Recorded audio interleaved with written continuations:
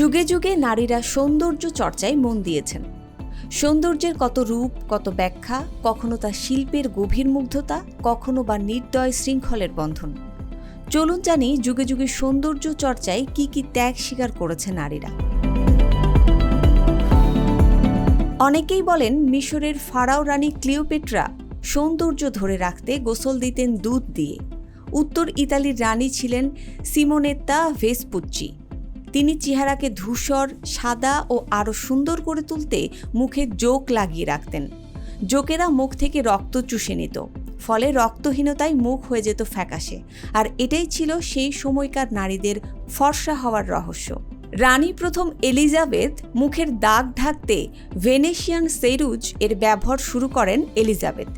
এই প্রসাধনী সীসা এবং ভিনেগারের মিশ্রণে তৈরি হতো। তৎকালীন বেশ কিছু নথি থেকেও জানা যায় প্রায় আধা ইঞ্চি পুরু মেকআপ ব্যবহার করতেন রানী। তাও কয়েক ঘন্টার জন্য নয়, সকাল থেকে শুরু করে রাত্রি পর্যন্ত একাধিকবার মেকআপ পড়ত তার ত্বকের ওপর। এই মেকআপই ছিল তার মৃত্যুর কারণ।